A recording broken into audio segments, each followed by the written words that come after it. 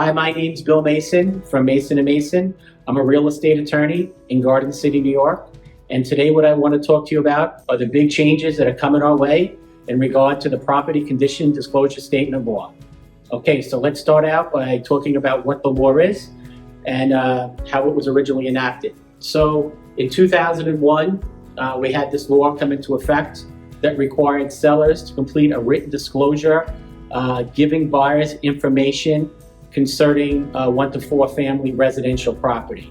The disclosure consisted of 48 questions, and the questions generally centered around the condition of the property, meaning like questions about the foundation, the mechanical systems, that's the HVAC, the plumbing, the electrical, the roof, like anything about the condition of the property, the legality of the structures, meaning do you have the right certificates of occupancy for the house and any additions or changes you may have made to the house, the presence of hazardous or waste material at the premises, claims of adjoining property owners, infestation of termites, these general types of questions about the property. The thought was the sellers would tell the buyers all about the property. It would sort of get us away of that buyer beware, buyer do your own investigation type of sale, okay? This was really never put into practice because there was a part of the law that allowed sellers to opt out by giving a $500 credit or paying a penalty to the buyer at the closing.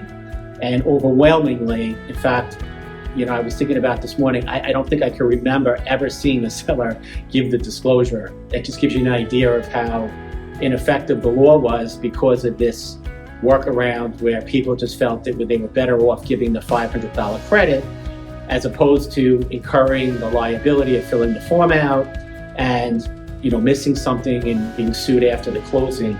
That's all about to change. The governor just recently signed a law into effect that significantly changes this. The law becomes effective on March 20th of 2024. Sellers and buyers really have to know about this, and real estate agents, because it's going to affect the way that we all transact business.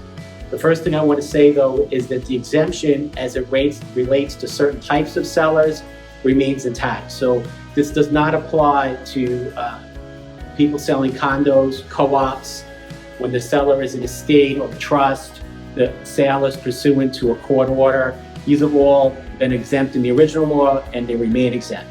But as it relates to sellers that are not exempt, right, basically like a house seller of a 1 to 4 family property, an individual seller, they really have to understand what's going on here because they have to fill out this form.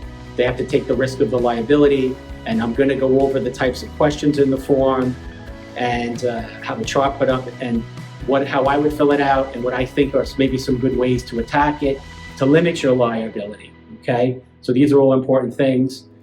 The form has also been amended to include additional questions, mostly centering around mold and flood issues. And the form has to be provided to the buyers prior to you sign the contract, okay? So these are all going to undoubtedly affect the way that we conduct these transactions. So when you fill out the form, you have to answer the questions to your actual knowledge. And if you don't know the answers, you can put unknown. But you have to answer the form in good faith. So you're not going to just put unknown to everything.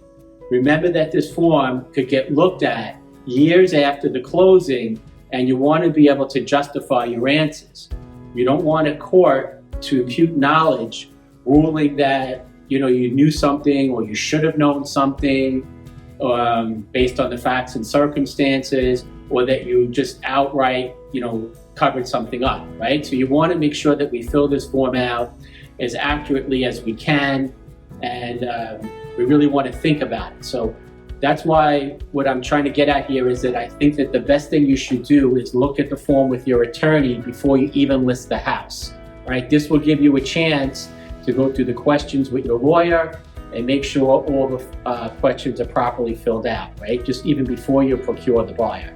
And some of the questions are simple and basic, right? Some are just as easy as putting down the date of when you purchased the house, whether your owner occupied the house, if you rented the house, like these types of things, right? Straightforward questions. But some of the questions are more complicated and in my opinion, really should be discussed with your lawyer. Okay, so like just giving you an example of some of the questions off the form is there are questions concerning certificates of occupancy, easements, private road agreements, shared driveways, like all title related questions that the average person's just probably not going to know the answers to, even if they try to make a good faith effort. So, and it could really just be answered accurately by pulling out the title report, going over it with your attorney, so you could just go through the prior search and see if there are already easements, shared driveways, get a copy of the CO search. If it was me, the COs are always the thing that comes up that's the most dicey, the difficult thing to figure out when people are buying a house, just because by the nature of COs in New York, they're not terribly descriptive, and a lot of the times it's hard to see what they include or don't include, even when you're trying to make a good faith effort. So on that one question, if it was me, I would probably attach the search and maybe put in there that these are the COs we have, and that you probably should assume that any other certificates of occupancy that may be needed, we don't have. This way you could really cover yourself. That's just a thought I was having about that issue. The other things that it asks questions about is, are you in a flood zone? So you could, if you have to fill it out in advance, you could have a chance to maybe reach out to your agent. If you have flood insurance, find out what type of flood zone you're in, because it does ask a bunch of questions in that regard. This way you have all accurate questions. Maybe add a copy of any of the policies you have to the form to support your documentation. And then it has a slew of questions regarding the structure, the mechanical systems, like the general condition of the house. And those are the questions that you really want to think about before you just write unknown or no. You may want to think, hey, maybe there was a water leak and I repaired it. You maybe want to write that down just in case there was water damage that comes up later, or there was a rainstorm and the foundation leaked and I repaired it. The guy goes back and checks it later on because of a leak again, and he sees there was repair. These are the types of things you want to just have a chance to sit and think about how you're going to answer the question, as opposed to getting the buyer and then just quickly answering the questions and maybe not having really thought it through before you answer the question, right? And another thing I was thinking about is, prior to this law changing, almost everybody gave the $500 credit as opposed to answering the questions. And maybe it might make sense when you list the house is just to get your own engineer inspection and attach that to the report. And this way, it will show that you try to disclose everything, right? If you ever do get questions later on, you can give the report to the buyer, and so right from the beginning, everybody can know what we're dealing with. And like, maybe everybody won't rely on that report, but probably a lot of them would, and might just streamline the process. So that's a thought as well. So I have to say, at first glance, this does look a little scary, but myself, I've invested out of state, actually several of the states, and this law is not much different than how it's handled in other states. And I just wanted to kind of, touch on some of the things I saw when I was investing, and some things that might be applicable and work well here. And it actually kind of seemed kind of streamlined when I did it, now that I'm looking back on it. So some of the things that I saw when I was looking at listings, or when I actually purchased the property and the states had a similar disclosure to this, I saw that the seller had the form completed in advance. And like I had touched on before, some of the sellers had actually done their own inspection and made the inspection available to the buyer when they made the offer, along with the disclosure, right? And that would often be made available at an open house. And I had actually also seen it on some of the listings.